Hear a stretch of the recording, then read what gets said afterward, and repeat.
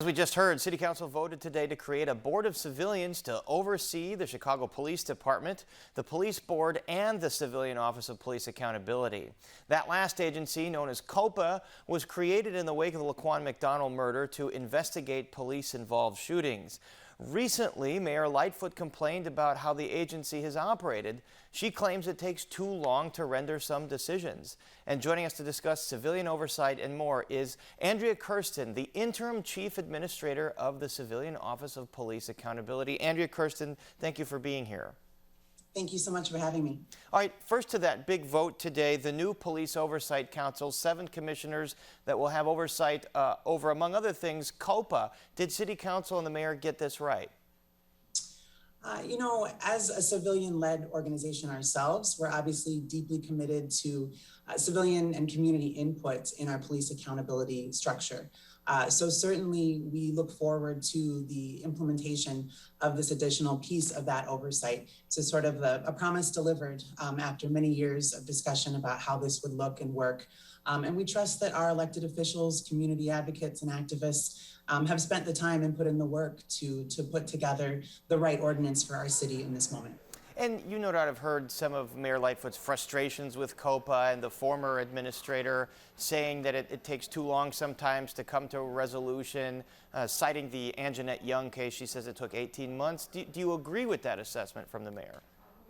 When this agency came into existence, it inherited a reputation for a lack of timeliness, but also a lack of integrity, a lack of transparency, and absolutely little to no trust in the community that it serves. And so now here, over 4 years in, I think COPA has really done the lion's share of work to establish a level of investigative integrity, to earn the trust of the community that we're serving, to be the kind of transparent agency that our city demands. And if the critique that's left is timeliness, well, we agree with that. We need to continue to improve our efficiencies to be able to deliver closure and resolution to all of these cases, Anjanette Young and any other case that comes in our door.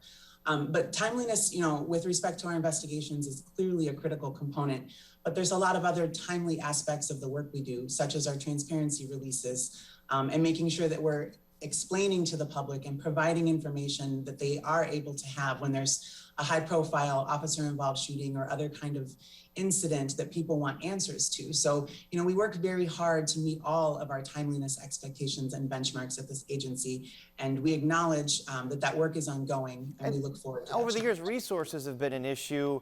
I mean, has City Council and the mayor allocated enough money and resources to the agency to be able to investigate all the cases that come to your doorstep?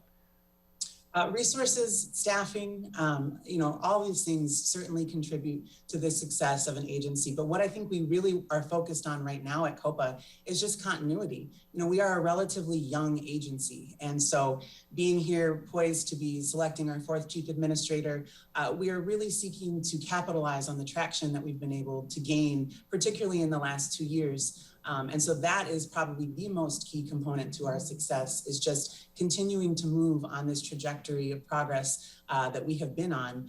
And we will need the resources to do that appropriately. And there are many high-profile cases that you investigate. Most recently, the shooting deaths of Adam Toledo and Anthony Alvarez. In the Alvarez case, COPA did find fault with the police officer and suggested stripping that officer of his powers.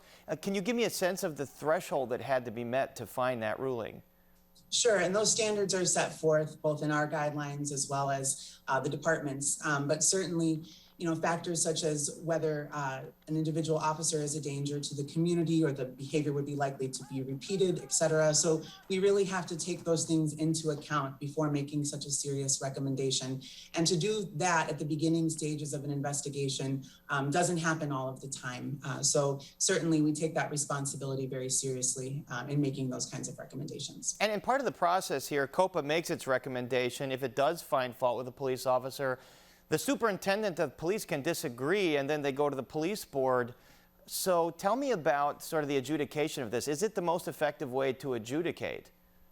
I would say it's a system that's rooted in due process principles. And so, there are what can at times seem like a lot of steps to this process, but ultimately it affords both sides an opportunity to make sure the issues are fully vetted and resolved. We also have to work within the confines of the collective bargaining agreements, et cetera.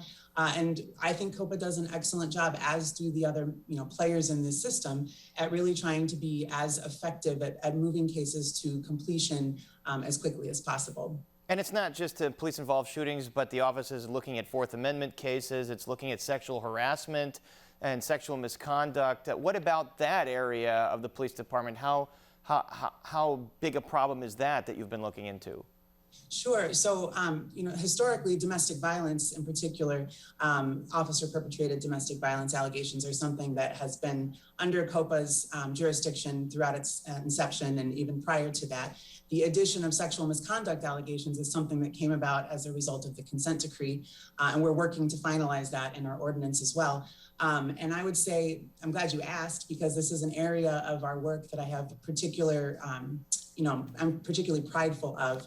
We have spent a lot of time developing in-house resources, skill, and ability to tackle those cases from a trauma-informed perspective with the level of expertise that is required of those delicate issues. And to do that, we have to work collaboratively, not just here at COPA, but with our partners, because there's often criminal allegations associated with many of those. So with the Bureau of Internal Affairs at CPD, with the state's attorney's office, we've actually spearheaded a working group to make sure that all three of those agencies can kind of coalesce around these issues to lessen harm and trauma to impacted parties, but also be able to conduct our parallel investigations in the most expeditious and transparent manner.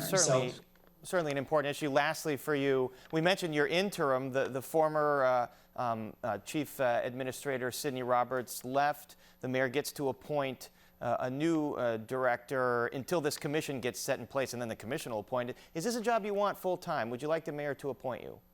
Absolutely. I'd like the selection process to, determine the right person for this job, but I wouldn't have agreed to be the interim chief administrator if I didn't intend to try my best to lead this agency at this time. As I said, the years I've spent here at COPA and kind of everything along my career path leading up to here, both as an advocate for domestic violence, a Cook County ASA, a prosecutor, an administrative law judge, all of these steps along the way, I think really uniquely prepared me for this moment and for this opportunity. And it would be a privilege to have the chance to be the next chief administrator of COPA. All right. Our thanks to Andrea Kersten. I know a lot of work in that office. It's very busy. We thank you for joining us. Thank you.